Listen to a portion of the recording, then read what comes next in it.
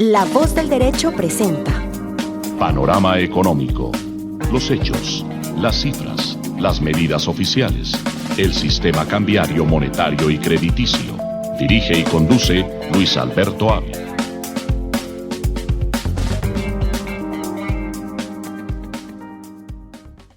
Le damos la bienvenida a un programa especial de Panorama Económico que realizamos en la presente semana con la dirección general del doctor José Gregorio Hernández Galindo. Hoy estamos acompañados en este panel por María Alejandra Osorio, el senador Iván Marulanda, el doctor Eduardo Sarmiento, y más adelante seguramente se vincularán otros dos panelistas.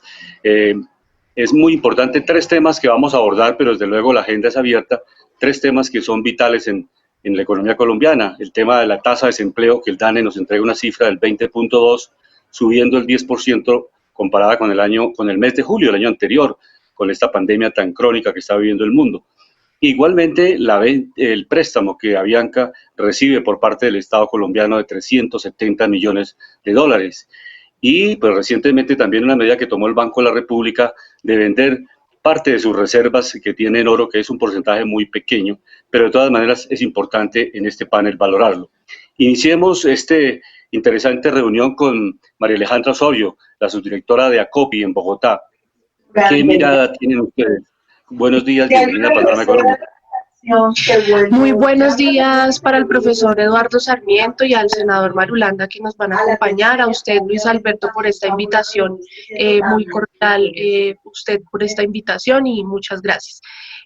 Sobre el diagnóstico que hemos realizado en ACOPI Bogotá, Cundinamarca, señalar que desde un inicio de la pandemia señalamos la importancia de subsidiar la nómina, de acompañar a las empresas en su agotamiento de flujo de caja que iba a ser muy rápido, y efectivamente lo que vemos hoy, 3 meses después de aplicación del subsidio de nómina, es un subsidio insuficiente, tardío para las empresas más pequeñas y que se quedó corto para las expectativas que éstas tenían de cuidar el empleo formal. Hoy tenemos ya una tasa de más del 20% de desempleo. Y por supuesto la tarea que nos viene con la llamada nueva normalidad nos requiere dos tareas prioritarias. Por un lado, la reactivación de la demanda y por otro lado, revisar cómo se va a proteger el empleo que queda y cómo se va a reactivar rápidamente. Ahí han hablado de fórmulas keynesianas para rápidamente reactivar el empleo que se ha perdido a través de obras públicas. Estas tienen que ser muy rápido. Nosotros hemos hablado en el caso concreto de Bogotá de tener un periodo de corto plazo para esta recuperación de aquí a diciembre, un plan muy rápido, porque sabemos que la recuperación no va a ser como se había estipulado por algunos economistas cercanos al gobierno nacional, que era señalar la recuperación en V. Nosotros creemos que la recuperación va a ser mucho más prolongada por las dificultades estructurales que tiene nuestra economía, una economía altamente dependiente de variables mineroenergéticas, poco vinculadas al valor agregado y que por supuesto estaban ya permeadas por el reemplazo del mercado interno del país por mercancías extranjeras. Entonces, esas dificultades que eran estructurales, y por supuesto el alto grado de informalidad que ya ascendía al 60% de la economía nacional.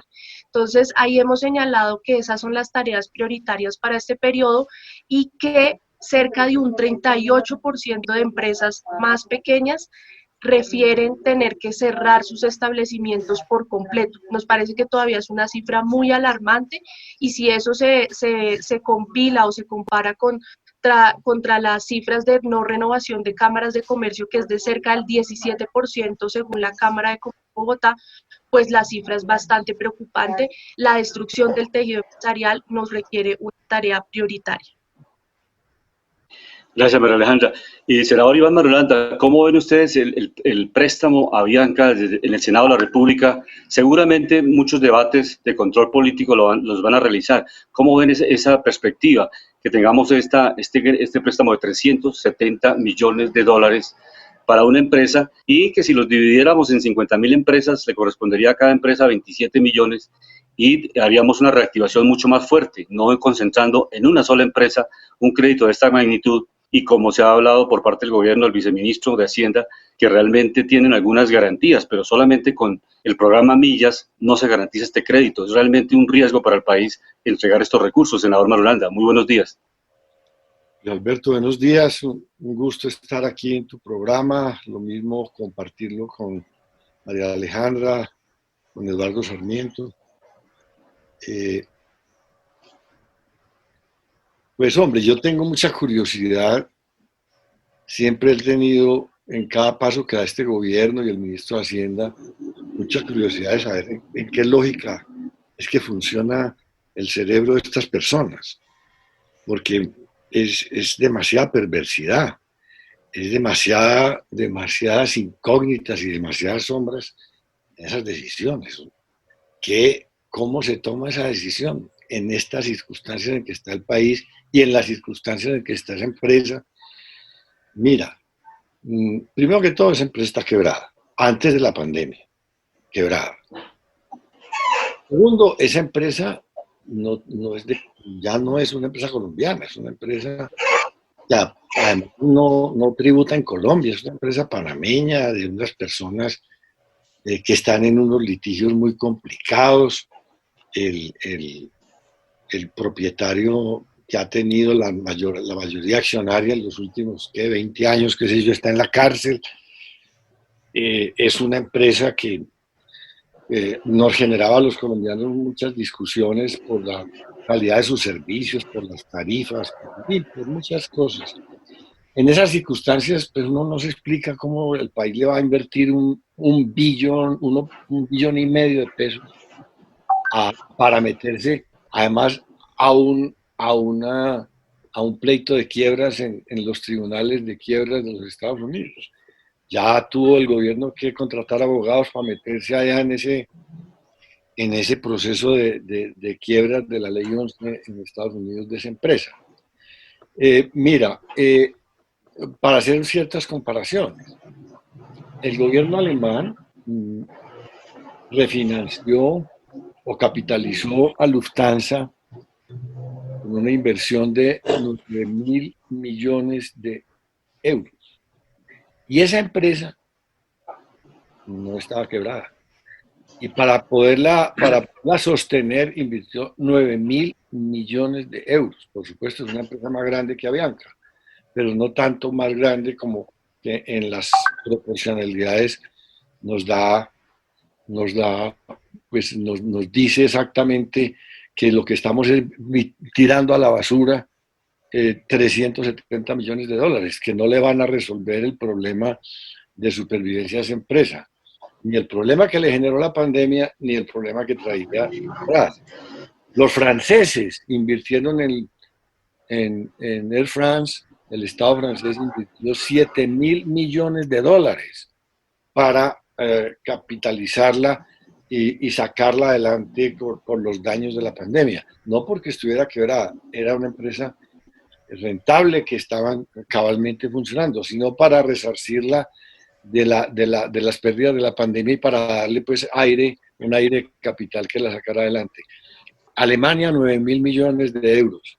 Francia, 7.000 millones de euros a empresas que no estaban quebradas. Y Colombia, a una empresa quebrada, le entregan 370 millones de dólares que me imagino yo no le hacen cosquillas al problema financiero de esa empresa. O sea, tiraron a la basura 370 millones de dólares de los colombianos, 1,5 billones de pesos en condiciones de penuria como las que estamos, con la destrucción de empleo que ha habido y con la situación de pobreza generalizada en la que está la sociedad colombiana. Es un absurdo de tal magnitud que uno pensaría o están locos o es demasiada perversidad la que hay allí. Doctor Sarmiento, bienvenido a Panorama Económico. ¿Cuál es su percepción? Realmente hace 40 años estas empresas, como lo manifiesta el senador Iván Marulanda, estas empresas eran estatales. Italia tenía su bandera de una aerolínea muy importante, lo mismo Air France, y el modelo neoliberal fue privatizando estos servicios que en otras oportunidades tenían menos costos. ¿Cuál es su mirada frente a estos recursos tan grandes que le entrega el país a una empresa? Doctor Sarmiento, buenos días, bienvenido a La Voz del Derecho, a Panorama Económico. Sí, lo que estamos viendo en este momento son los resultados por eso he insistido, de un modelo que el país montó hace 30 años y que ha venido fracasando y no se ha hecho nada para evitarlo. Y estamos tocando fondo en el caso de Avianca. Se trata de una típica empresa que importa más de lo que exporta y que no tiene forma de sostenerse estructuralmente. De manera que cualquier suma que usted le vaya a meter en ese momento le va a resolver algunas dificultades coyunturales, pero el problema de largo plazo de Avianca, que lo hemos visto desde hace 10 años, no se resuelve. Es una empresa que importa más de lo que exporta. Esa situación es insostenible. La ha venido cubriendo con endeudamiento y ese endeudamiento pues cada vez es menos suficiente. Ahora acude a endeudamiento nacional, de manera que es una empresa, y esto lo he escrito en repetidas oportunidades, que está estructuralmente desajustada y que no se puede resolver con los mecanismos tradicionales. Usted necesita un cambio de fondo que no se va a dar. Usted lo que tiene es un diagnóstico dramático de la empresa y la solución que se busca es la del endeudamiento, que a mi juicio vendría a posponer el problema y no a resolverlo, como lo señala el senador Marulanda. Y esto nos lleva a la situación general. ¿Qué le pasó al país? El país, por diferentes motivos, los errores de Carrasquilla, que trató de reactivar la economía aumentando el consumo 3 puntos por encima del Producto Nacional. De manera que él iba a reactivar la economía reduciendo el ahorro, haciendo que la gente consumiera por encima de la producción. Luego tiene usted la confinación, que fue una medida de un dramatismo total que nunca se estudió y que generó una contracción monumental del ahorro nacional. Entonces usted toma una medida en que suspende el vínculo entre la producción y el ingreso, y eso le genera a usted una caída monumental del ahorro, de manera que a una economía que venía con mal ahorro por los errores de Carrasquilla en su política de reactivación, luego le aplica usted un aislamiento que le reduce en forma notoria el ahorro. De manera que esta economía quedó totalmente desprovisto de medios para mantener la actividad de la mayoría de las empresas nacionales. Ahora, esto es especialmente grave en el sector externo. Esta baja del ahorro en una economía que tiene uno de los déficits en cuenta corriente más altas del mundo, más de 5% el registrado, porque si tiene en cuenta el contrabando, ese puede ser 8%. Esa combinación de bajo ahorro y déficit en cuenta corriente ha generado una estructura insostenible en el país, de manera que las empresas no tienen los ahorros para realizar las inversiones mínimas. Los sectores de menores ingresos han tenido grandes pérdidas de ingreso que los ha colocado en situaciones de imposibilidad prácticamente física para atender las necesidades mínimas, etc. De manera que en ese sistema, en esa estructura de grandes déficits en cuenta corriente y bajo ahorro, el sistema se desequilibró. Simplemente la economía no tiene los medios de ahorro para atender sus necesidades sociales y también las necesidades de producción, que es lo que pasa en el caso de Avianca, que Avianca no tiene ahorros y tiene una enorme dependencia de importaciones sobre exportaciones. Esa situación estructural no le permite a la empresa hacia adelante operar con cajas razonables y realizar las inversiones mínimas. Y eso se da por un problema estructural que viene de atrás.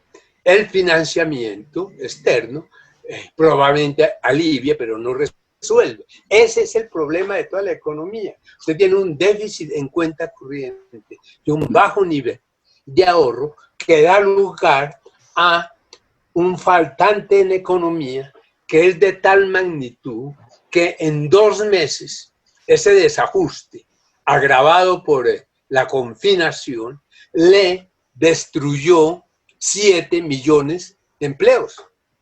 Usted tiene una economía en donde 7 millones de colombianos salieron del mercado laboral, unos porque las empresas no generan empleo y otros porque se cansaron de buscar trabajo. De manera que usted tiene una economía totalmente desajustada, que viene muy mal desde hace 30 años y que se ha venido agravando y ya llega a un punto en que se toca fondo, con una gran ingenuidad del gobierno. Y es que surge la crisis de la economía por el déficit en cuenta corriente, el bajo ahorro, y salen y dicen aquí no ha pasado nada. Vamos a tener una caída del empleo y de la producción que va a ser por corto plazo. A los 3 meses la economía se está reactivando solo. Eso es desconocer los principios elementales de la economía y de las recesiones de la economía colombiana. Esta caída de la economía colombiana no se puede corregir sola porque esa caída le baja los ahorros, le aumenta las necesidades y el Estado pues está mucho más contra la pared para atender las necesidades de los sectores más vulnerables y para, en cierta manera, darle salvavidas a empresas que en su gran mayoría están desajustadas porque están operando con un Estado en que sus ahorros no les dan las bases para realizar las inversiones mínimas de sostenimiento y de proyección. De manera que ese modelo en que usted trata de salvar la economía a través de políticas fiscales y monetarias convencionales no le funciona. Y eso lo vio. Usted generó un déficit fiscal de 8.2%. Usted bajó las tasas de interés de 5 a 2. Nada de eso le ha funcionado. Ese esquema es totalmente insuficiente para atender una economía que está prácticamente quebrada en su conjunto porque tiene un déficit en cuenta corriente y bajos niveles de ahorro insostenibles. Y es insostenible socialmente y económicamente. De manera que esa es la realidad. Esta situación de una economía, aquí le termino, una economía con bajo ahorro y déficit en cuenta corriente no lo puede arreglar con las políticas fiscales y monetarias convencionales. Así se vio en el último año. Lo que hay que hacer es cambiar ese modelo para fortalecer la economía, reduciendo el desempleo que causa el déficit en cuenta corriente y dándole a las empresas y a la sociedad colombiana las condiciones mínimas de funcionamiento, que en cierta manera no se dan porque el modelo económico se hizo trizas, es inconsistente. Perfecto, doctor Sarmiento. Y el otro tema fundamental que vamos a abordar hoy, el tema del desempleo, y que ya el doctor Sarmiento ha dado algunos avances sobre el tema. Hay propuestas en el Congreso de la República por parte de la Asociación Nacional de Empresarios, de la ANDI, de tener, pues que el gobierno le haga un préstamo por 50 billones a un plazo grande, largo, 40 años, la reactivación. Igualmente está la propuesta de la renta básica para que en los próximos meses podamos solventar en alguna medida la pandemia. María Alejandra, ¿cómo ve usted el tema empresarial? ¿Cómo podemos solventar esta situación? ¿Cuáles son las salidas realmente? ¿Cómo podemos concertar empresarios, académicos, pues el sector político que está representado en el Congreso de la República para hacer los cambios que se requieren y atender esta emergencia? Porque la pandemia realmente sanitaria nos está generando una pandemia social profunda y lo estamos registrando en todas las ciudades de Colombia, en todos los rincones de Colombia. ¿Cómo ven ustedes los pequeños y medianos industriales, que son más del 90% de todo el sector productivo? ¿Cómo están viendo ustedes estas soluciones, tanto regionales como nacionales, María Alejandra?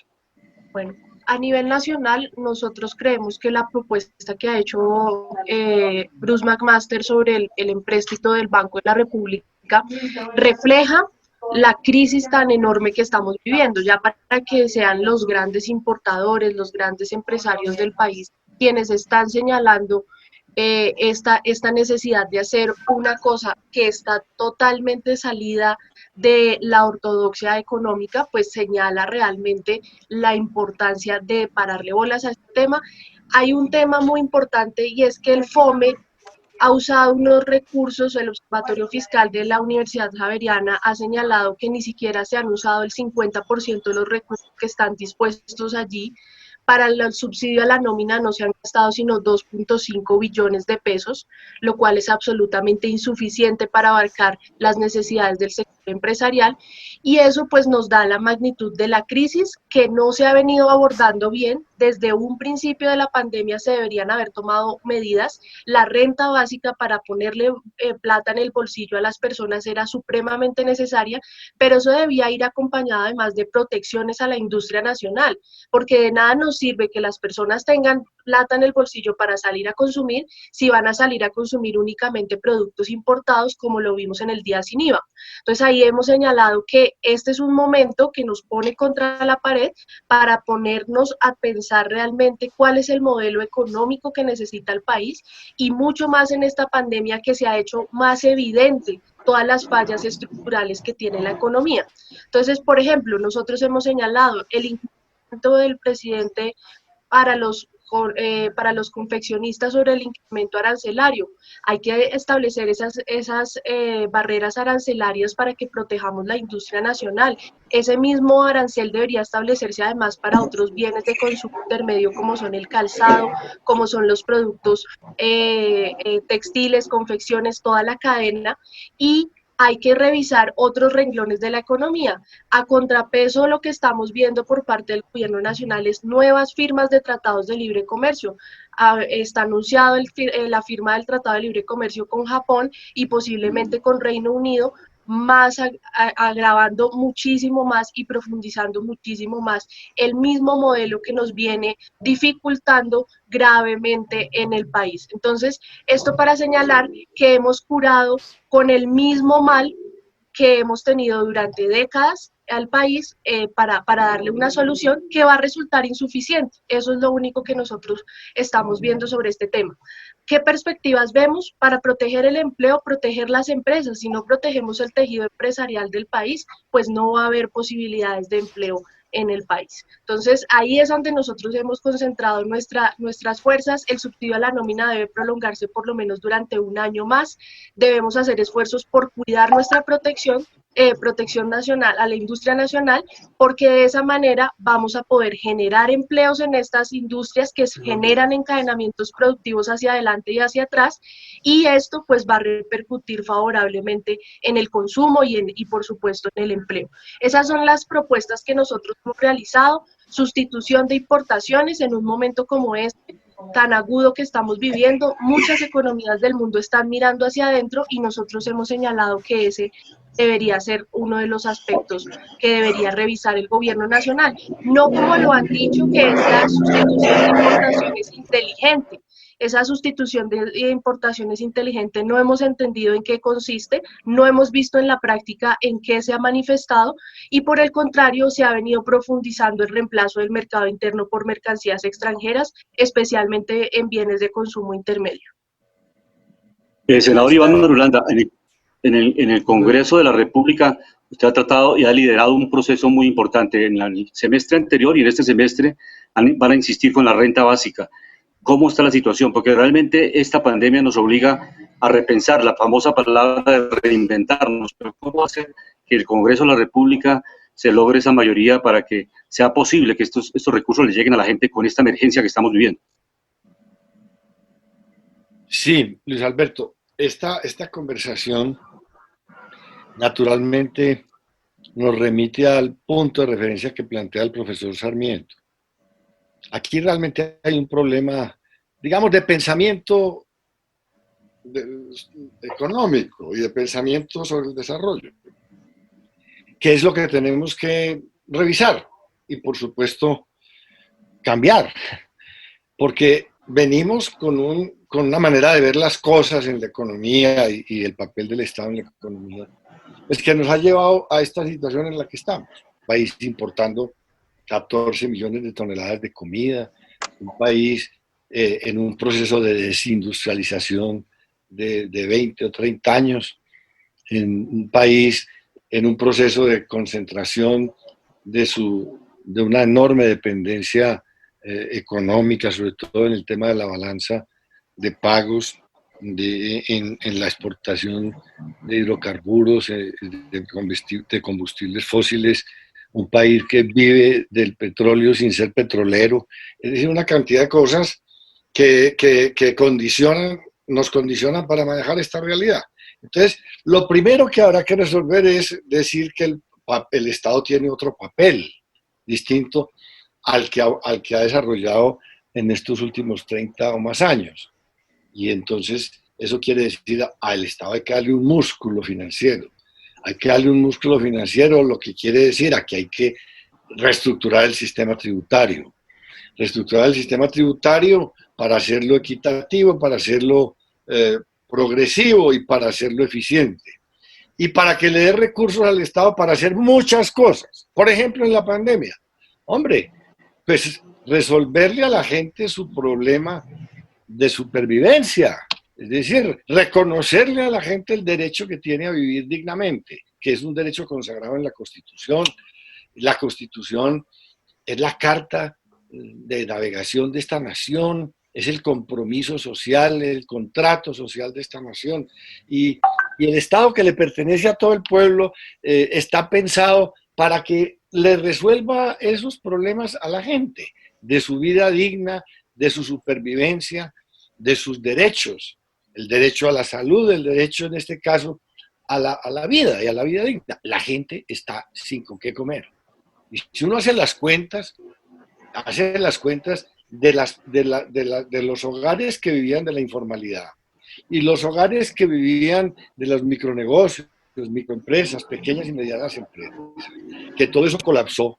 Los que vivían de la informalidad encerrados, pues perdieron sus ingresos, porque son ingresos en la calle, en el día a día, en el rebusque, sin ahorros, sin ingresos, se quedaron en el momento, no tenían ahorros y se quedaron sin ingresos en el momento en que fueron confinadas esos hogares.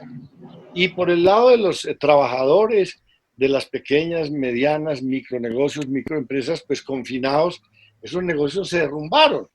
La CEPAL habla de que ha habido más de 140.000 empresas ya colapsadas en Colombia. Entonces, si tú miras todo ese espectro de los que se confinaron desde la informalidad y los que se confinaron desde empleos precarios de empresas con estructuras precarias que no resistieron el confinamiento, pues tú te encuentras con que hay 30 millones de colombianos, 9 millones de hogares sin ingresos y sin ahorros, a los que hay que entregarles una transferencia monetaria, que ese es su derecho, vivir dignamente en esta nación. Como el Estado no tiene con qué, porque no cobra impuestos a los que pueden pagar, pues entonces esa población no tuvo un ingreso, no tuvo una transferencia monetaria que le permitiera comer en confinamiento y se tiraron a la calle y ya vamos en más de 20.000 muertos y unos contagios que superan los niveles de contagio en el mundo en proporción, son de los más altos en el mundo en proporción a la población. Pero además, entonces hemos dicho de todas maneras que hay una obligación del Estado y la plata hay que buscarla y hay que encontrarla y hemos dicho dónde está esa plata. Entre otras cosas, esta idea de los préstamos del Banco de la República no es una idea nueva. La planteamos al principio de esta pandemia hace 5 meses, con base en el artículo 373 de la Constitución Nacional, que precisamente habilita a la banca central para hacerle préstamos en condiciones excepcionales, en circunstancias excepcionales, a los gobiernos para que puedan paliar situaciones de emergencia y darle la liquidez suficiente al Estado y a la economía para que puedan sobrevivir. Entonces, esa propuesta de la renta básica, y con eso termina Luis Alberto, que tenía por fin resolver el problema de la supervivencia, el derecho humano a comer de 30 millones de colombianos, pero al mismo tiempo, como decía María Alejandra, de darle liquidez, darle al mercado liquidez para que no se muera el mercado, para que la demanda no se muera, pues cayó en esa mentalidad a la que venía refiriéndome, que maneja esta política económica que dice que aquí no se cobra impuesto a los ricos y que hay que vivir en un estado con un fisco precario que no tiene plata para nada, sino para regalarle a los de mayores ingresos. En el diciembre pasado le entregaron en beneficios tributarios a las corporaciones más ricas del país 10 billones de pesos, 1% del Producto Interno Bruto en beneficios tributarios. Y ahora, pues, gestos de estos demenciales como el de Avianca, pues que le regala 1,5 del Producto Interno, 1,5 billones de pesos a una empresa quebrada que no es colombiana. Entonces, estamos realmente en un problema de Estado que no se resuelve sino la política, que no lo resuelve sino las mayorías en las urnas. Mientras tengamos este tipo de gente gobernándonos, aquí no va a pasar nada. Aquí la gente tiene que entender que cuando vota le está entregando el país, el manejo del país, a unas personas, a unas fuerzas, a una mentalidad. Si se la sigue entregando a esta mentalidad, este país va a terminar en una ruina cada vez peor. Ya estamos en una situación de ruina, más de 7 millones de empleos perdidos en estos meses de pandemia. Eso es una tragedia. Y además, toda esa estructura social, ya les decía, 30 millones de colombianos sin ingresos, viviendo en condiciones de confinamiento y de una economía cerrada, pues que no puede funcionar, es una tragedia social. Le damos la bienvenida a la politóloga y presidenta de la Asociación Colombiana de Salud Pública, Diana Alexandra Cruz. Bienvenida a Panorama Económico. Estamos abordando 2 temas importantes, el tema del préstamo a Avianca y el tema del desempleo en el país. Esta tasa de desempleo tan grande que ha registrado el DANE en el mes de julio, comparado con el julio del año 2019, 20.2, que ha subido 10 puntos, realmente es dramática la situación.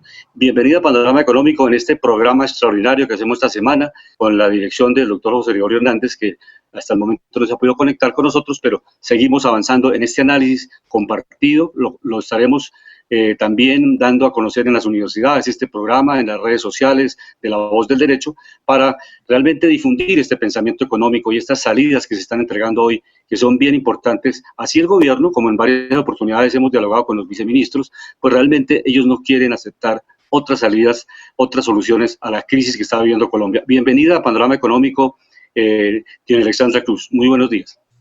Buenos días a todos y a todas, es un gusto saludarlos, qué alegría estar compartiendo este panel maravilloso contigo, Luis Alberto, con María Alejandra, con Eduardo, con Iván, personas tan importantes, tan prestantes, con tanta conciencia social, con tanto compromiso ético. Yo creo que en Colombia nos falta mucha humanidad.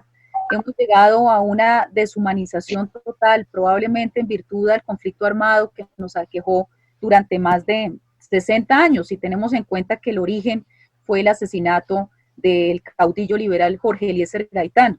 Y realmente, pues, los colombianos tenemos que salir de nuestros marasmos, de nuestros problemas, de nuestras talanqueras mentales especialmente, ¿no? Liberar nuestras mentes para ver más allá de lo que encontramos en Colombia, que es sumamente grave. Hoy estamos ya ostentando el 6º lugar del mundo en contagios por COVID-19. Escúchese bien, el 6º lugar del mundo entero lo ostenta Colombia por número de contagios, con 641.574 casos identificados, que están subregistrados, ¿no? O sea, este no es el número total. ¿Por qué razón? Porque desde el 14 de agosto venimos haciendo en Colombia menos pruebas. O sea, bajamos en 10.000 pruebas desde el 14 de agosto. En vez de subir al techo de las 50.000 pruebas que tendríamos que estar haciendo en este momento, recomendadas por los expertos, por el contrario, bajamos en el tipo de realización de pruebas. Y ayer la Procuraduría y la Contraloría General de la República alertaba de 19.000 personas que les practicaron la prueba y resulta que está mal hecha, mal tomada, mal rotulada, mal embalada, mal transportada, y esas personas nunca recibieron el resultado de su prueba. ¿Cómo les parece? 19.000 colombianos que estuvieron difuminando el virus sin hacer los aislamientos del caso. Estas son cosas que nos pasan en un país donde, escuché a nuestro querido Iván comentando, ¿no? Donde entregamos lo público al peor postor, no al mejor postor, al peor postor. Entonces aquí tenemos que hacer un ejercicio de formación de sujeto político. Yo quiero que de verdad hagamos un llamado muy especial a todo nivel, en nuestras facultades, en nuestras organizaciones, en nuestras MIPYMES, en el caso de María Alejandra que nos acompaña, porque esto tiene que ser a todo nivel. Tenemos que formar sujeto político, tenemos que formar ciudadanía, tenemos que aumentar la autoestima de nuestro pueblo, el amor propio, un pueblo que se ama, que se quiere, se cuida. No es posible que ya estemos en el 11º lugar de fallecidos a nivel mundial. Colombia alcanza con 20.618 víctimas fatales ese 11º lugar de fallecimientos por COVID-19. Y realmente, querido Luis Alberto, pues en este momento estamos abocados a una situación gravísima, ¿no? Ya el DANE nos ha dicho no solamente la cifra de desempleo, que es de por sí muy grave, sino que nos están diciendo que muchas familias en Colombia en esta pandemia dejaron de comer 1 o 2 comidas básicas diarias. Escuchemos bien eso. Esto es un tema gravísimo para una pandemia, ¿sí? Porque es que necesitamos que en una pandemia las personas tengan un sistema inmunológico fuerte, un organismo fuerte. ¿Qué quiere decir eso? Quiere decir personas bien alimentadas, personas consumiendo frutas y verduras frescas bien lavadas, legumbres, proteínas de buena calidad, avena, leche, queso, todas estas cosas que hacen que las personas puedan combatir este virus que es realmente mortal. Pero no, el 54% de las familias colombianas, según la encuesta nacional de seguridad alimentaria, padecen inseguridad alimentaria, pero en el marco de la pandemia esto se agudizó y entonces tenemos hoy hogares en donde las personas dejaron, si desayunan no almuerzan, si almuerzan no cenan. A esa realidad hemos abocado a nuestra gente. La pregunta es, ¿era necesario todo esto? ¿Era necesario poner a las personas contra las cuerdas? ¿Era necesario poner a los pequeños comerciantes, a los informales, a las MIPYMES, a la sociedad en general, en una circunstancia que no es la mejor para enfrentar esta amenaza global? Hoy estamos en una circunstancia muy compleja. Entonces, queridos amigos, ya se hizo reapertura completa, ¿sí? Yo sí quiero que alertemos al país, que tengamos conciencia plena de lo que significa esto. En ningún momento nosotros hemos alcanzado ninguna meseta epidemiológica. Eso no es así, ni estamos bajando el pico. Por favor, no nos llamemos a engaños. Miremos las cifras y analicemos cómo nosotros estamos en ascenso. Ahora, hay diferencias regionales, pero la realidad hoy, por ejemplo, de epicentros importantes como Florencia, Caquetá, como Valledupar, Cesar, son sumamente alarmantes lo que está pasando en Bucaramanga, Santander. Analicemos muy bien lo que está pasando en Córdoba. Analicemos lo que está pasando en Bogotá sin ir muy lejos. Miremos lo que ocurrió con el famoso madrugón en San Victorino en estos días. Es una sociedad mayoritariamente informal que ha venido en una situación de afugia y que sale de manera masiva a las calles porque no tiene otra manera de sobrevivir y no está formada para el autocuidado. Y nosotros no podemos incurrir como Estado colombiano en la gran irresponsabilidad de entregarle toda la responsabilidad, valga la redundancia, del cuidado al individuo desde la visión neoliberal. Sálvese quien pueda, darwinismo social, selección natural. Por Dios, menos mal aquí contamos con maestros como Eduardo, que nos puedan iluminar en este país y que nos puedan hacer entender que somos un Estado social y democrático de derecho y que la Constitución del 91, que es nuestro parámetro normativo para todas nuestras autoridades y los particulares, es la que tiene que primar en el país. la prevalencia del interés público general, la prevalencia del cuidado de la salud y la vida como principio fundamental. Si no cuidamos la vida, no hay productividad, no hay economía que valga. ¿Qué vamos a hacer con gente enferma? No hemos hablado de los efectos adversos del COVID, hablemos de eso. Problemas cardiovasculares, problemas articulares, problemas cerebrales y neuronales, problemas en los riñones, problemas en el páncreas, en el hígado. No es que la gente queda recuperada saltando feliz. No, es que esto tiene efectos que van a acompañar a personas, incluidas las asintomáticas, durante mucho tiempo. El costo sobre el sistema, pero también el costo sobre lo productivo va a ser enorme. Es un momento entonces de cambiar el chip y también de no pensar en que tenemos que seguir sustentados en las industrias extractivas, sino que tenemos que dar un salto importante en el desarrollo de nuestra economía, economías de la vida, economías fundadas en las energías limpias, renovables, en la protección de nuestros ecosistemas, en la apuesta por el campo colombiano, 40 millones de hectáreas listas para producción, de las cuales solo estamos utilizando a lo sumo 7 millones de hectáreas. Apostarle a nuestra pequeña industria, a nuestras MIPYMES, que son las grandes generadoras del empleo nacional. ¿Dónde están los apoyos para las MIPYMES? Los estamos esperando hace años, desde las épocas de la apertura neoliberal de Gaviria en los 90, cuando quedaron prácticamente extintas, golpeadas. Los mismos productores del campo. ¿Cuántas toneladas de alimentos estamos importando hoy por hoy? Esas son las grandes preguntas que tenemos que hacernos los colombianos. Y este es un tema constitucional. Por eso estamos en La Voz del Derecho, porque estamos apelando al cumplimiento de los mandatos de nuestro Estado social y democrático de derecho. Lo que pasa es que eso hay que explicárselo a nuestra gente, porque las personas no lo entienden. Y no lo entienden porque, desafortunadamente, la educación, ¿cierto? Hemos quitado la cátedra de historia, de geografía, de ciencia política. Esas cátedras son especiales para unas élites, pero para nuestro país, para nuestro pueblo colombiano, hay un gran desconocimiento de lo que significa ser sujeto político. Tenemos que recuperar eso, querido Iván, desde el Congreso de la República, recuperar esa conciencia plena de lo que somos como ciudadanos, tenernos amor, porque cuando uno se ama, elige bien, elige buenos gobernantes, toma decisiones acertadas, participa de lo público. Allá tenemos que llevar el país y salir de estos marasmos y de estas bobadas en las que siempre nos meten, que la gente que piensa en desarrollo, en bienestar y progreso es mamerta, castrochavista y todo lo demás, todos los adjetivos y apelativos para descalificar al otro. No, lo que tenemos que hacer es recuperar el amor por nuestro país, el amor patrio, que es lo que nos está faltando. Y si esta pandemia no nos sirve para eso, mejor dicho, ¿no? No hay mejor oportunidad. Perdemos el examen. Gracias, Luis Alberto. Sí, realmente bien interesante este análisis que estamos haciendo y repetimos, la idea es compartir este programa con los escenarios académicos, con las universidades, en las redes sociales. Y profesor Eduardo Sarmiento, vamos en el tema que nos queda pendiente, el tema de las reservas internacionales. Un punto que fue polémico, pero realmente pasó rápido en la opinión pública, el tema de la venta de parte de las reservas en oro. Ya hay propuestas también por varios economistas en el país que utilicemos el 10% de las reservas internacionales para esta pandemia. ¿Qué opinión le merece estos dos elementos, profesor Sarmiento? Tanto utilizar parte de las reservas internacionales y esta medida que es criticada, porque pues, el gerente del Banco de la República ha salido a defender que este es el portafolio que maneja el banco, que esto es natural en la estrategia que utiliza el banco y que realmente no se perdieron recursos. Vendimos la onza de oro en un momento y perdimos plata en esa venta del oro. ¿Cuál es la mirada de utilizar las reservas internacionales, profesor Sarmiento, para esta pandemia social? Bueno, lo que estamos viendo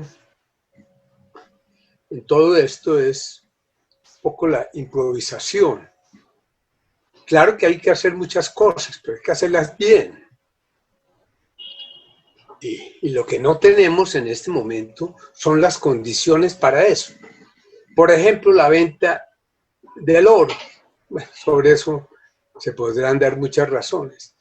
Pero se vendió muy barato, porque el Banco de la República no sabe qué hacer para conseguir plata. No son solamente las reservas que tiene ahí, sino que no sabe de dónde sacar plata para poderlas inyectar dentro de la estructura real del país.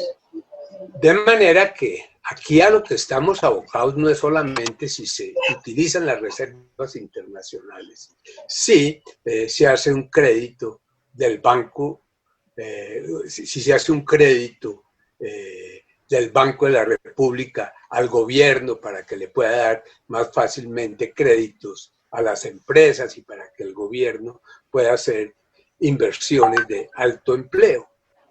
Todo eso está bien, pero tiene que ser dentro de un marco coherente. Claro que el Estado se quebró, que no hay suficiente plata y que hay que buscar lo indescifrable para ver si podemos llegar con recursos a la gente. Pero la verdad es que el modelo económico en su conjunto no funcionó, de manera que estas soluciones de créditos del Banco de la República, reservas, acaban siendo de corto plazo, porque sí nos hacen pasar por la coyuntura, pero no nos resuelve el problema fundamental de la economía en este momento, que es una economía de bajo ahorro por errores de la política económica y por la cuarentena. Esos factores nos bajaron la tasa de ahorro y eso se da en todos los niveles. Y el segundo es el cuantioso déficit en cuenta corriente, el más grande del mundo. Déficit en cuenta corriente que tiene una contraparte en el desempleo. Ese desempleo que vive el país es el resultado de que la mayoría de los bienes que se deberían producir en Colombia se adquieren en el exterior. De manera que hay una relación casi perfecta entre el déficit en cuenta corriente de Colombia y el desempleo, el desempleo vergonzoso de 20% de 7 millones de colombianos en la calle en lugar de estar trabajando para tener siquiera la sustentación mínima. Ahí es donde está el problema. Cuando se da esta crisis, yo digo, bueno, el modelo se acabó. Esta es la mejor demostración que estamos viendo de la ineficacia y la inconveniencia de ese modelo. El libre mercado no tiene ninguna capacidad de resolver el problema del ahorro, ni el problema del empleo, ni de nada, pero usted tiene una estructura de gobierno que espera que todas las soluciones vengan por conducto del mercado. Hay dos instrumentos que usted tiene. Uno, bajar las tasas de interés que no sirven para nada porque están cerca de cero. Y otro es un déficit en cuenta corriente que no da para nada porque no es suficiente para atender las necesidades de los sectores más vulnerables por la pandemia y tampoco para atender las enormes fallas de financiamiento del sistema productivo. Esto nos lleva un poco a la propuesta de la ANDI, no solamente de gastar las reservas internacionales, sino del cupo de 50%, del cupo de 5% del PIB de emisión para que el gobierno saque a las empresas de dificultades. Claro, algo de todo esto se puede hacer, pero no en su totalidad porque no hay plata.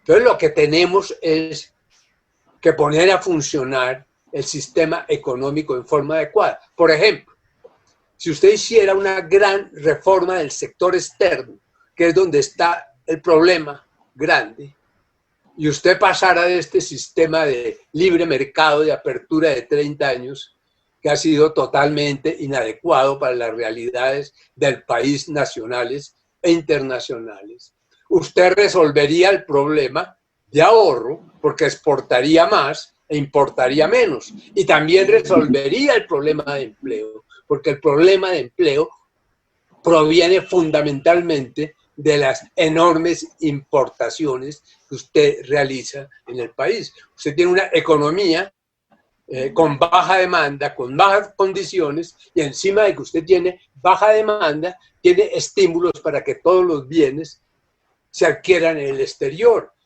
Tenemos una economía que es prácticamente de locos. En cierta manera, la pandemia contribuyó a mostrar fallas de la economía que estaban ocultas. Pero hoy en día usted tiene un sistema que no funcionó. Como les digo, cuando esto estalló hace 7 meses, yo dije, bueno, esto ya no hay nada más que discutir, doctor Marulanda. Esto no hay nada que discutir, doctor Ávila. Lo mismo le digo a la doctora Alejandra y a la doctora Cruz. Ya esto había tocado fondo. Era la demostración más palpable de que había fracasado el modelo económico. ¿Y qué ha hecho usted para cambiar ese modelo económico? Absolutamente nada.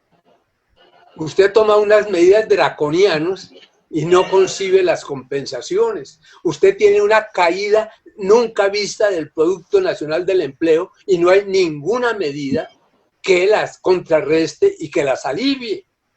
De manera que usted tiene una economía totalmente desprovista ante la pandemia y la explosión del modelo económico.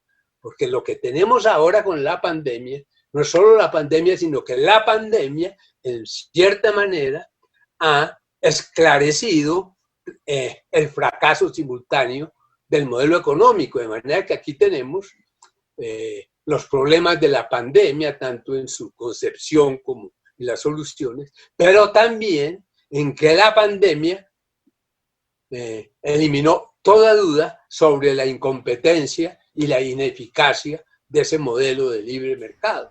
Entonces, lo que hay que cambiar, y en esto yo quiero ser claro, en el artículo del domingo del Espectador, yo me refiero al aspecto de empleo. Pero mire, aquí el diagnóstico está clarísimo. Este modelo se despedazó, pero queremos hacer todo menos cambiar el modelo, porque, como lo decía el doctor Marulanda, aquí lo que tenemos es un mandato ideológico. El modelo no se puede tocar y no lo dejan tocar ni adentro ni afuera. De manera que lo que tenemos que hacer es relativamente fácil.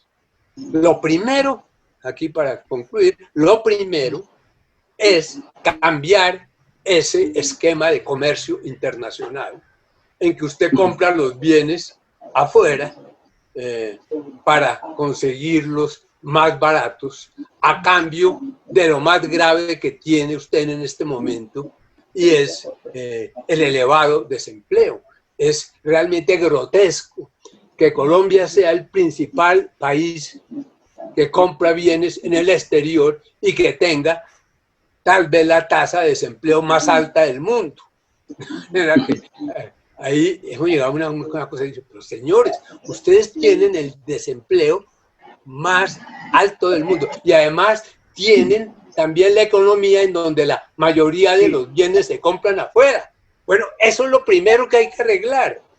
Hay que cambiar esa apertura económica y eso se puede hacer en 15 días, pero eso no lo van a hacer. Y dentro de 2 años nos podemos reunir acá y decir, no lo hicieron y no lo van a hacer. Y desde luego hay que hacer otras cosas. Lo más importante sería eso, una gran revisión de la concepción de libre comercio para que el país utilice la demanda disponible para darle empleo a sus conciudadanos. No nos podemos dar el lujo de ser la economía de mayor desempleo y que más bienes compra en el exterior. Es una economía de locos. Eso es lo primero. Y lo otro, sí, todo esto de plata hay que racionalizarlo. La propuesta mía sería más general. No es darle platas a unos, a otros. Bueno, nos vamos aquí a poner de acuerdo. Este sistema del Banco de la República, aislado, autónomo, independiente del sector privado, es absurdo. Además, es un Banco de la República que va por otro lado de la política fiscal, de manera que usted tiene necesidades de gasto, tiene déficit fiscal marcados, pero no tiene los recursos para cubrirlos. Entonces necesitamos una nueva organización del Estado para que el Banco de la República esté más conectado con la gente, que le pueda dar acceso directo a las empresas al crédito, y luego un Banco de la República conectado con la política fiscal para que el gobierno le pueda dar y le pueda atender las necesidades mínimas de la población más vulnerable. Esas son las dos primeras cosas que hay que hacer y que no se van a hacer. Primero, cambiar la apertura económica. Ya eso se debería hacer en 15 días, no se va a hacer. Y lo otro es cambiar este sistema de autonomía del Banco Central, en donde no le responde a nadie y en donde no se preocupa por la efectividad de las realidades, de manera que necesitamos otro Banco Central comunicado con el sector privado. El sector privado, por ejemplo, tiene necesidades. Eso es inocultable. Perfecto. Usted tiene una economía en donde se destruyó el ahorro por diferentes razones. Hay un problema del sector privado, pero ese problema, ¿quién lo va a resolver de recursos si el sector privado llega o busca los recursos del Banco de la República a través de los bancos que no les dan acceso? Entonces usted necesita romper esa restricción entre el Banco Central y las empresas, y lo primero sería que estas empresas puedan acceder a los recursos del Banco de la República, no a través de los bancos que les exigen una serie de condiciones, sino de acuerdo a las necesidades de estas empresas y a su viabilidad, que obviamente la tiene que establecer el Banco Central. Y el otro Perfecto. es las necesidades mínimas. Y aquí termino. El otro es el de las necesidades mínimas. También necesitamos recursos, pero no de cualquier manera. Entonces hay que darle acceso y condiciones al Banco de la República para que se conecte con el sector público y pueda resolver en forma científica todos estos problemas de falta de recursos, que no puede ser a través de cupos locos del Banco Central, ni tampoco a través de la Feria de las Reservas Internacionales. Lo que necesitamos es cambiar esa base institucional para que el Banco Central no sea manejado con criterios de mercado, sino, como lo han dicho todos los panelistas, para que el Banco de la República y toda la economía tenga una orientación con base al interés nacional. Eso es lo que no existe, eso lo rompió el modelo neoliberal, eso es lo que hay que cambiar. Y hay que cambiarlo en corto plazo, pero les advierto que lo más probable es que estos cambios fundamentales, que son obvios, no se van a hacer y vamos a seguir con una economía que no funciona ni en la parte real ni en la parte social. Gracias, doctor Sarmiento. Vamos concluyendo en unos minutos que nos quedan del programa. María Alejandra, realmente en Bogotá, Cundinamarca, hay propuestas. Hay un plan Marshall que inclusive ese plan podría ser un plan Marshall nacional, porque no solamente Bogotá está en emergencia. ¿Y ustedes cómo ven desde los empresarios la posibilidad de que Bogotá, además de obtener ese cupo de endeudamiento que se acerca a los 11 billones y es dejar endeudadas a las próximas generaciones, y desde luego estructuralmente no se mejora la situación de las finanzas de Bogotá, porque naturalmente los impuestos no se va a recaudar los mismos en esta pandemia y en esta depresión económica que estamos viviendo? ¿Ustedes ven posible, por ejemplo, emisión de bonos, otras alternativas financieras para que Bogotá pueda salir de esta encrucijada en que se encuentra la región? Bueno, sobre el llamado Plan Marshall, lo primero que hay que decir es que de Plan Marshall le quedó muy corto. Realmente aquí el proceso que se requería para este periodo corto de reactivación económica de aquí a final de año, nosotros esperamos que esa reevaluación que está haciendo el gobierno distrital incluya unos paquetes también de corto plazo y de mediano plazo, no solamente alivios tributarios que nos parecen muy importantes para aplicar a partir del año 2021, pero que tenemos que llegar allá con empresas. Si de aquí al al 2021 no logramos conservar parte de ese tejido empresarial, pues no van a ser muchas las empresas que van a poder acceder a esos beneficios. También ahí nosotros hemos hecho comentarios específicos, esperemos a ver cómo se presenta el nuevo proyecto por parte de la administración distrital. Y sobre el cupo de endeudamiento, mencionar que gran parte de ese presupuesto que están haciendo para la aplicación de ese cupo de endeudamiento está dada en grandes obras de infraestructura, las cuales en muchas veces se demoran muchísimos años, tienen muchos procesos de prefactibilidad, factibilidad, y necesitamos hacer cosas concretas, mucho más de corto plazo, porque en el mediano y en el largo plazo estaremos muertos. Nosotros creemos que hay que hacer rápidamente activación de obras de construcción, pequeñas obras de construcción en localidades que ayuden a reactivar la dinámica local. Hay que hacer un esfuerzo por hacer inclusión laboral femenina, que por supuesto para el tema de la construcción es supremamente difícil. Por eso hemos insistido en el tema de las compras públicas, donde a nivel de dotación y de otros tipos de manufacturas se puede también reactivar mano de obra femenina. Y por otra parte, tener en el mediano plazo la activación de sectores estratégicos como es la manufactura. Nosotros desde Acopio Bogotá, Cundinamarca, logramos que quedara incluida la manufactura como un eje estratégico de desarrollo económico de la ciudad. Esperamos que esto se vuelva una realidad y que en el mediano plazo, en la reestructuración de la política de desarrollo productivo de la ciudad, se incluya la cápite de la política de desarrollo industrial, porque nos parece que este puede ser un momento propicio para dar ejemplo desde la capital de cómo se debería implementar el tema de industrialización que tanto nos hace falta para el país. Y por último, cerrar diciendo que sobre el tema del empleo, nosotros sí creemos que hay que darle subsidios a las empresas. Estamos en un periodo muy difícil y sí creemos que además deben dirigirse especialmente a las empresas más pequeñas. El subsidio a la nómina que se ha dado por parte del gobierno nacional se ha concentrado casi en un 50% en las grandes y muy grandes empresas, así lo categoriza la UGPP en sus informes. Entonces, el esfuerzo que debemos hacer es por hacer llegar esos recursos a las empresas más pequeñas, que hoy son las que tienen más vulnerabilidad.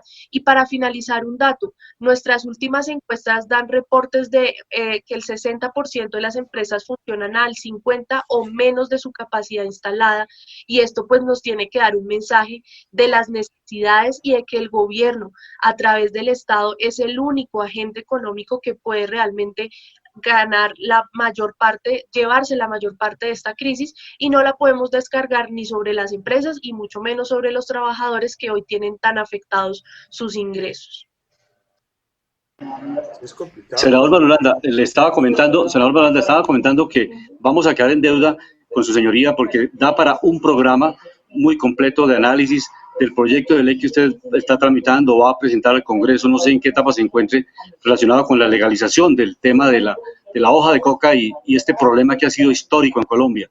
Pero vamos concluyendo que en esto que queda del Congreso, ¿qué más medidas, qué más elementos importantes podemos hacer para salvar esta situación o por lo menos mitigar la situación de desempleo que está viviendo el país? A mí me parece que este programa, esta conversación ha sido muy interesante, muy constructiva y está muy bien concebida todas las intervenciones y lo que se ha dicho, porque aquí lo que tenemos es un problema estructural, es un problema de fondo en la concepción de la sociedad, del Estado, en la interpretación de de la propia Carta Constitucional para tener claro en qué país estamos, cuál es el país que queremos y ponerlo a andar en ese sentido. Y entonces quiero subrayar algo que nos decía Dione, que me parece clave, sumado a todo lo que nos han dicho de una manera tan importante, pues Eduardo y María Alejandra. Dione nos decía ahora, aquí hay que desarrollar una conciencia social, popular, de comprensión de un hecho clave, y es que vivimos en un Estado social de derecho, estamos construyendo un Estado social de derecho, lo tenemos que construir. Y eso parte, por supuesto, de cambiar, como Eduardo nos lo ha dicho, el modelo, el pensamiento sobre el Estado y sobre la función del Estado en la economía y sobre el papel de cada actor de la economía y el diseño de los mecanismos económicos. Y que todo esto pasa por poner por delante objetivos fundamentales como la generación de empleo, la distribución del ingreso, la riqueza, las oportunidades para lograr una economía, una sociedad justa, una sociedad de bienestar, donde valga la pena vivir como seres humanos, como familia, como compatriotas, como nación. Entonces, en ese aspecto de formar esa conciencia, estamos creciendo, estamos avanzando fuertemente. Eduardo, ya no es momento para el pesimismo. Yo sé que estamos esperando hace muchos años ese cambio y ese cambio no ha llegado, pero va a llegar. Ahora sí yo lo veo que va a llegar. A esta gente se le acabó el aire. No tienen un solo argumento, no tienen nada para mostrar. Es un país desmantelado, un país arruinado, un país en una frustración terrible, en un caos terrible, en una corrupción terrible, porque en medio de todo esto, lo único que queda de ganancias es los avivatos que logran sacarle a esto beneficios y utilidades a través de la corrupción, en muchos sentidos. Entonces, esto colapsó, esto hizo crisis. Y en la conciencia ciudadana, como lo decía Dione, hombre, está creciendo esa idea muy clara de que esto no se lo podemos seguir entregando a estas personas.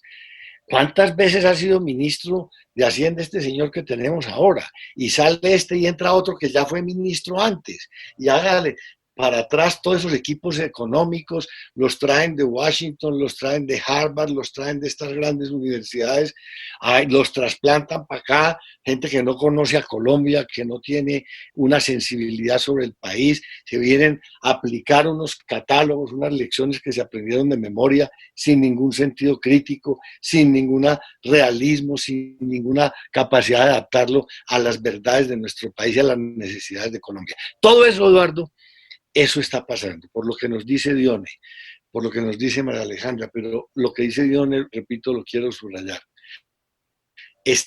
La clave está en la conciencia ciudadana, que la gente cuando vaya a votar dentro de 2 años, sepa que está entregándole el país a unas personas y que esas personas, si siguen siendo las mismas, que piensan de la misma manera y que están ahí hace 30 o 40 años, aquí no va a pasar nada distinto a lo que ya conocemos, que es sufrimiento, miseria, pobreza, atraso económico, este desbarajuste en el que estamos. Pero que si se entrega la oportunidad a otra mentalidad que ha venido construyéndose desde hace muchísimos años en Colombia, desde la experiencia, desde el conocimiento, desde la investigación científica, pero además desde el realismo, porque ya esa manera de ver ese Estado social de derecho y esa economía social ya ha tenido escenarios en la historia muy interesantes, por allá en la década de los 60 quizás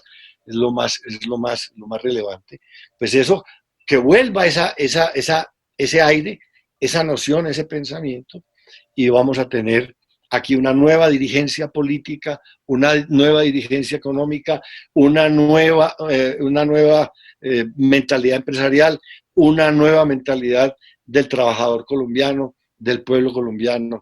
Y entonces estoy de acuerdo con Dione, ahí es donde está la clave, y de acuerdo con Eduardo en que eso nos va a llevar a un nuevo modelo, a un nuevo sistema de pensar el país y de desarrollar las gestiones del Estado, que es fundamental, y las gestiones del sector privado.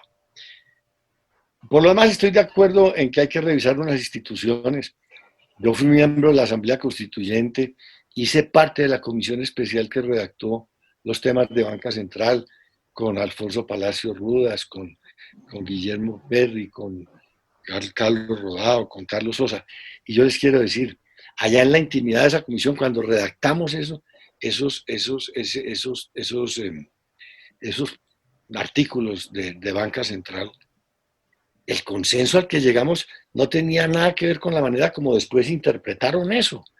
Eso lo volvieron allá una isla en medio del Estado que no le sirve a nadie para nada, que no le informa a nadie nada y que simplemente son unas personas que ganan altísimos salarios sin resolver ningún problema a Colombia.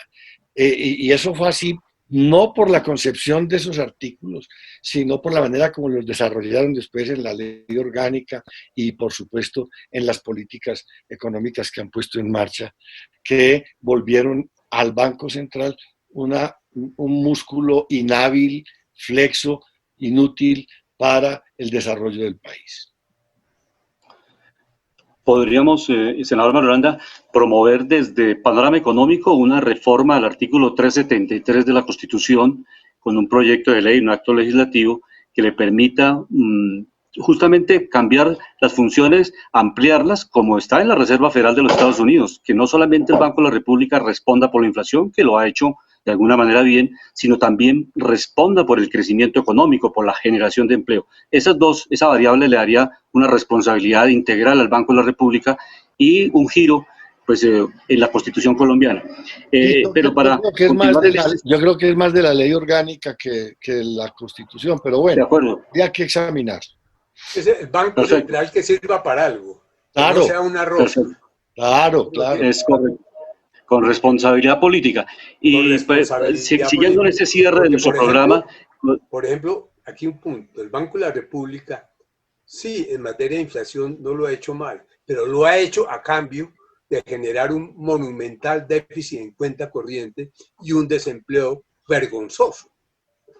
Perfecto. Entonces, claro. Vamos cerrando el programa para darle pues, la intervención a Diana Alexandra Cruz, para que nos vayamos dando la mirada de cómo está la salud en Colombia en la financiación. Justamente uno de los sectores que está al frente de esta pandemia y no tiene ni siquiera salario los médicos. Hay hospitales en Colombia que los médicos le dicen a la opinión pública: no me están pagando los salarios de los últimos 6 meses.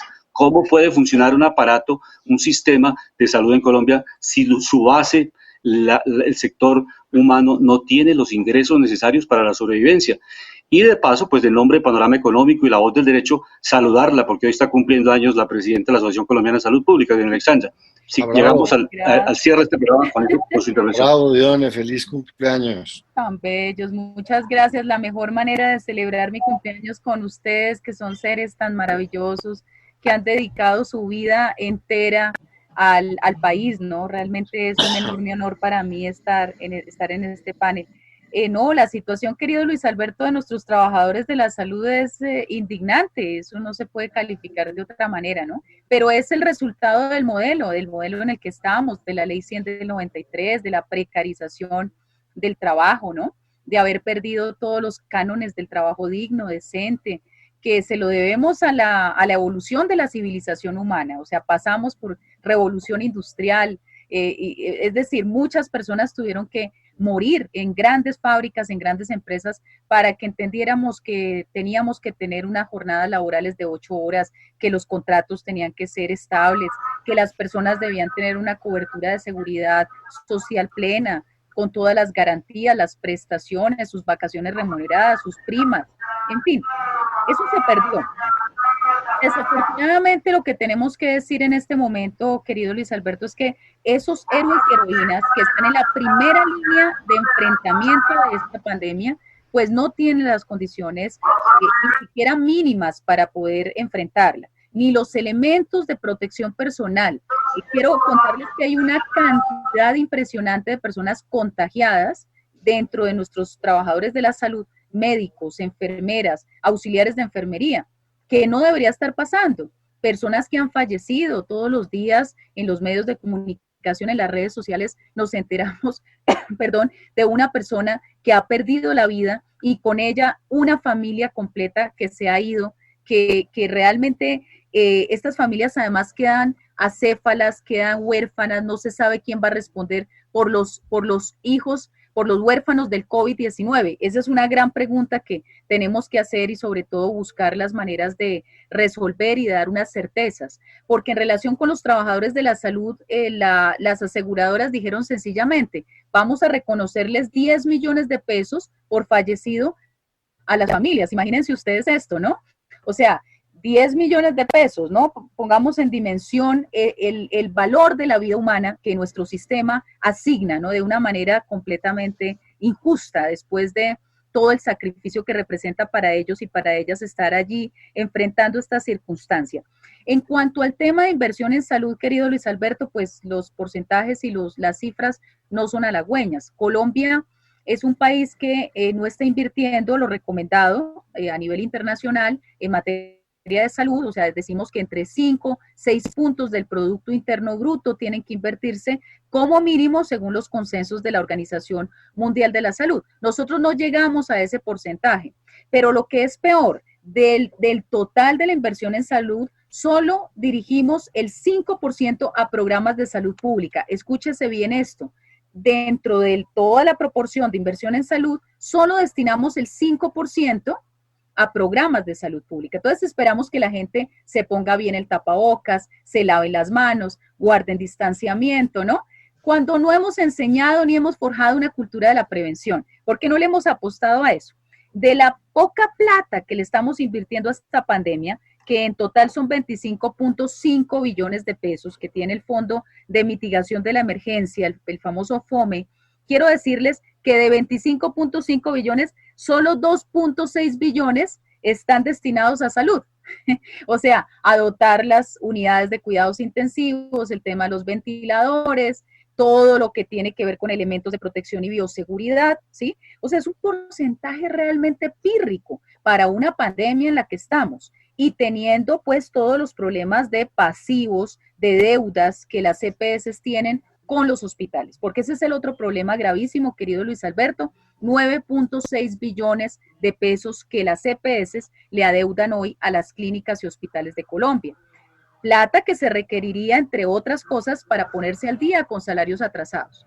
El caso más reciente lo tenemos en el Hospital Rosario Pumarejo de López, en la ciudad de Valledupar, donde hay salarios atrasados de 11 meses. Es increíble. Y estas personas están angustiadas porque, entre otras, no tienen los elementos de protección, entonces les toca costeárselo de su propio bolsillo, buscar la manera de comprarse los tapabocas, los uniformes, las polainas, los guantes, las caretas, y resulta que no tienen ni siquiera lo mínimo, el salario, ¿no? Entonces, realmente estamos mal y nosotros necesitamos cambiar, como hemos dicho acá. Yo creo que aquí hay un consenso muy claro y un llamado al país a hacer una transformación del modelo de desarrollo total, tiene que ser una transformación profunda, pero fijémonos que hay una serie de movimientos internacionales. Yo leía unos autores interesantísimos que hablan de repensar la humanidad, repensando la humanidad, y estos autores dicen, tenemos que desanclarnos del pasado, aquellos sectores que están pensando que vamos a construir esa nueva normalidad, con los vicios del pasado, instituciones extractivas, ¿no? Estamos mal, no. Por el contrario, tenemos que dar la vuelta a esto, reconstruir, rediseñar, repensar, resignificar cuáles van a ser los sectores a los que les vamos a apostar. El papel de, por ejemplo, de la conectividad digital. Ese es un tema central. Colombia no puede seguir teniendo esas brechas digitales tan enormes que la mitad de nuestro país no tiene cobertura de Internet. En este tema del teletrabajo, los niños y las niñas sin educación, porque no hay cobertura, eso no es posible. El tema del agro, el tema de las energías limpias, el tema de la conservación de nuestros ecosistemas. Tengamos en cuenta, queridos amigos y amigas, que a la pandemia llegamos porque nosotros la agenciamos, ¿sí? Los seres humanos en esa intervención sobre los ecosistemas, en la destrucción de los bosques, en el tráfico de fauna silvestre, hemos generado estas mutaciones de virus que nos han redundado en el SARS, en el MERS y en el COVID-19. Esto viene de una mala intervención, de una mala relación del ser humano con la naturaleza. La gran pandemia latente es la del cambio climático. Entonces, si nosotros nos alejamos, mire, una felicitación especial en este programa de La Voz del Derecho a los congresistas que tuvieron el valor civil de decirle no al fracking. Y eso tiene que mantenerse en el país. No es posible en el segundo país más megadiverso del planeta apostarle a la técnica del fracking. Semejante técnica tan invasiva y tan mortal que ya ha demostrado en el mundo entero sus efectos nefastos. Contaminación de aguas subterráneas, aguas superficiales, creación de más gases de efecto invernadero, atentados sobre la salud humana, la salud pública. Todo eso está en riesgo, por Dios santo, temblores, sismos, como ha pasado en el mundo. Entonces nosotros no podemos acá seguir en eso. Tenemos que tener un valor civil, tenemos que apegarnos a lo que la Constitución nos señala, y en materia de salud tiene que quedar claro, tenemos que trabajar en Colombia por implementar la ley estatutaria del derecho a la salud, la ley 1751 del 2015. El modelo de salud tiene que acoplarse a la ley estatutaria y tenemos que garantizar un sistema sanitario universal, de modo que todo el país, en todo el territorio nacional, goce del derecho a la salud. No es posible que nuestros abuelos y abuelas indígenas de la Amazonía colombiana, de la Sierra Nevada, de Nariño, los muiscas aquí en el altiplano cundiboyacense se nos están muriendo, y con ellos se está muriendo la lengua ancestral, los usos y costumbres, las plantas medicinales, toda su tradición, todos los saberes que nosotros tenemos en el país y que han pervivido con gran resistencia a lo largo del tiempo. Es increíble. Nosotros no podemos seguir abocando a nuestra gente a la muerte. Tenemos que cambiar por unas economías de la vida. Y en esto podemos, porque además nuestro país mayoritariamente es de gente trabajadora, de gente maravillosa. Honremos esa sociedad que está esperando de nosotros lo mejor. Y aprovechemos esta pandemia, la mejor oportunidad que tenemos para dar el paso adelante, para tener visión, para tener perspectiva y sobre todo para recuperar la humanidad en el país. Tenemos que volvernos a condoler frente a la muerte. No puede pasar esto que, mire, ya tenemos 20.618 fallecidos por COVID-19, como si fuera una cifra. Y entonces nos comparamos con el mundo por tasa, por millón de habitantes, y todos muertos de la risa, vamos muy bien. No vamos muy bien.